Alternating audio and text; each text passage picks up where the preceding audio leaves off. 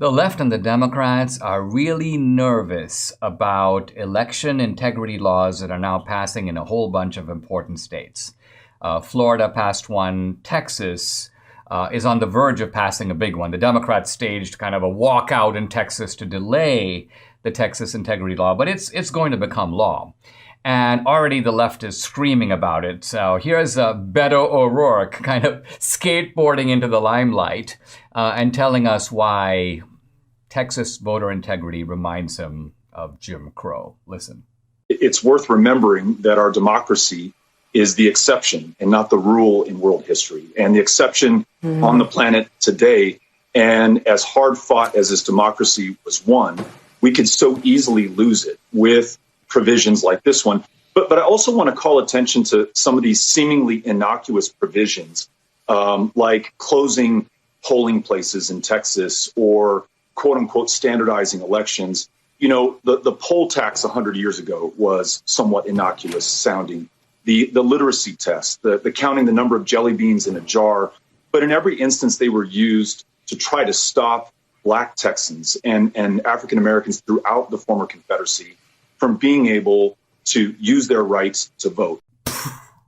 Well, I'll address the issue about the poll tax and Jim Crow in a moment, but let me start with, it's funny with these guys like Beto, they make authoritative assertions. Our democracy, even today, is the exception around the planet. The basic idea is that most of the world, I guess he thinks, is made up of these autocracies, and there just aren't very many democracies to go around. And the first question is that even true? So I look it up. I pull up some data from the Pew Research Center. At the end of 2017, 96 out of 167 countries with populations of at least 500,000 were democracies. And only 21%, 13%, only 13% were autocracies.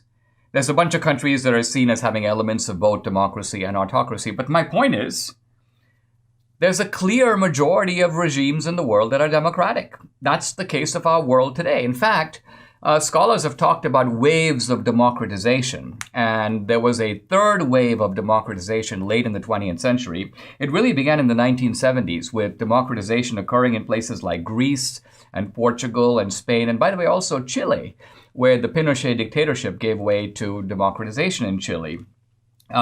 Then there was a massive wave of democratization in Latin America in the 1980s, and most of that continent, which was traditionally run by these caudillo dictatorships, has now become democratic. Not all of it, of course, but most of it.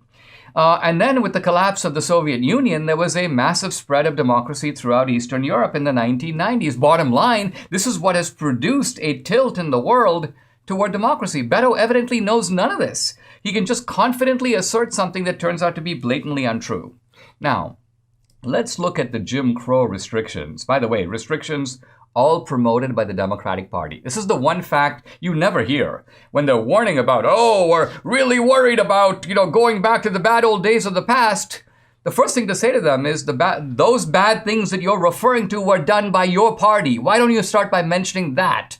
They never do.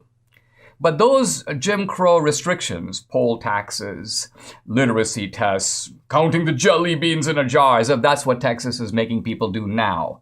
No, all those things were just blocking mechanisms to prevent people from voting. They had nothing to do with voter authentication. They had nothing to do with establishing voter integrity. By contrast, look at things like the voter ID requirement. How does the voter ID requirement resemble a poll tax? A poll tax basically says if you don't have the money, you can't vote because you got to pay to vote. It's a whole different thing to say you have to establish yourself as an eligible voter to vote. Two different things.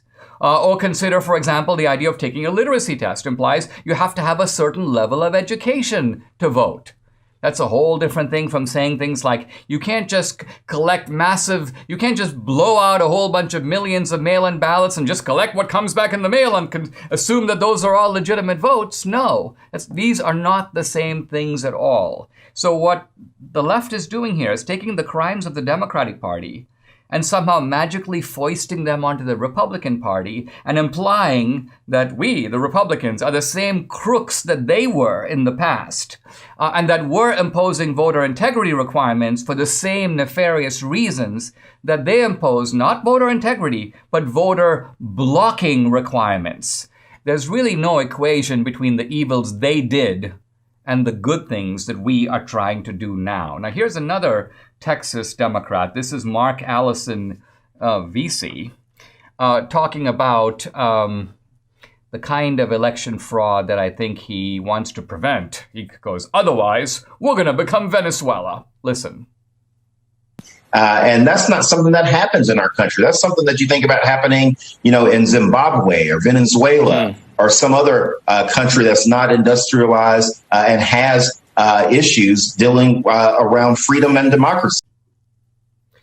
Okay, you should have heard Debbie when she played this clip. I had to literally keep her pinned down to the floor, because she's like, doesn't this guy realize that precisely by refusing to do any kind of checking, by allowing election fraud to become systematized in Venezuela, this is exactly how every election since 2004 has been rigged? So if this guy's worried about becoming Venezuela, the truth of it is the absence of voter integrity laws. It is the absence of making sure that eligible voters are the only ones who vote and the votes are counted properly. It is the failure to do that. In fact, it is the deliberate decision of the Chavez and then Maduro regime to ensure that that was not done. That's how they were able to establish, you could call it, a permanently rigged system. So the Democrats, in claiming to disavow the Venezuelan model, are actually the most active champions of it.